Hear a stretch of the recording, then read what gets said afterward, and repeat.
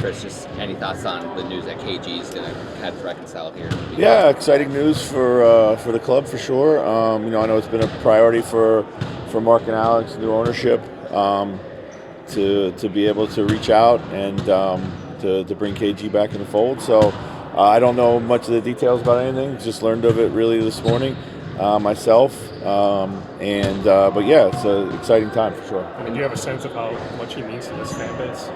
Oh, for sure. Yeah, definitely. I got that from day one. So. Chris, with TJ, it seems like he's really left-hand dependent right now. Like, how do you kind of see him try to navigate that and not have opponents take advantage of that issue right now? Well, yeah, I think he's got to learn to develop his right hand, certainly around the basket, finishing. That's something that we're working on with him more and more. I think now that he's part of the regular rotation, teams have kind of game plan for him a little bit, so he's got to kind of understand what's going on there, have a counter to it. This is all part of the growth. This is all part of the growth cycle when you go from being a guy who doesn't really make the game plan scouting report to a guy that does. So we're pretty confident though he'll be able to overcome. It's the balance of Jaden's really good at playing on the wing and playing off the catch. Yeah. But he's also maybe one of your best next action aggressive basketball guys of wanting to play out of the spot where he's best, but also sometimes it never even gets to him if he's there. How do you trying to make sure he's involved or get him to get things started? Yeah, I think maybe I could have done a better job of putting him in the action earlier last night as a creator. We seem to fight the game a lot at the point of the action, really. But when he did have the ball, I thought there was chances that he could have turned corners, could have got to the heart of the paint a little quicker, a little cleaner. We seemed reluctant to do so. There was a bunch of hesitation around that. And then getting into the paint, I didn't like the decisions that we made when we got into the paint. Not just him, but everybody, but him as well. Yeah, last night's not enough of getting in there and then kicking and starting for sure. another chain reaction. Yeah, they were heavy in the paint. There was 2 or 3 guys at the rim. Our shots at the rim were highly contested, and if that's the case, then there's generally somebody open on the perimeter. Because we were talking before the game last night about how in transition these days, if you would take some of those shots when you were a player, you would have gotten pulled out of the game. Yeah. Is there good shots now? Some of the shots that the league is taking, whether it's you guys or other teams? Yeah, I think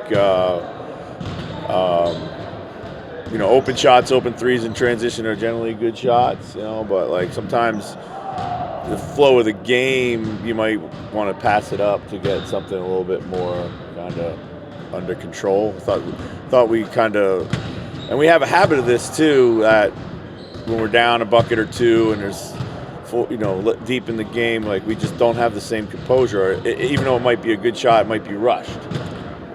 So and maybe we should pass that up and keep playing if we're not really feeling the tempo of the shot. I was kind of thinking about that too. When facing an opponent like Oklahoma City, who you want to try to beat them before they can get set Sure. half court, are those kind of shots more valuable against a team like that, or do you try to not think about too much on your play? Yeah, I think I don't know. I think they're by equal value no matter who you're playing.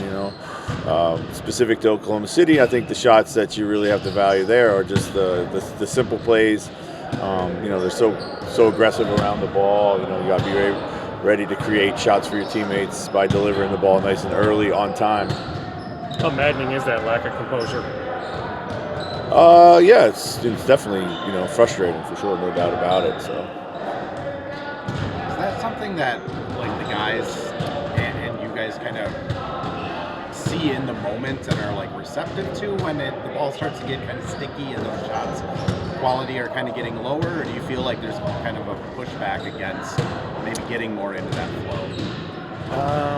I'm not sure I understand the question. Kind of when the ball does start to stick and the rotation and the second actions are the guys receptive to kind of breaking out of that, or is there kind of a pushback of guys trying to get themselves going? I don't know. I think we fight it sometimes. I think probably more of a pushback. Guys feel like they got to get themselves going, get themselves on track. We have a lot of guys who we like to score the ball, and can score the ball. So, but we work too hard sometimes to do that.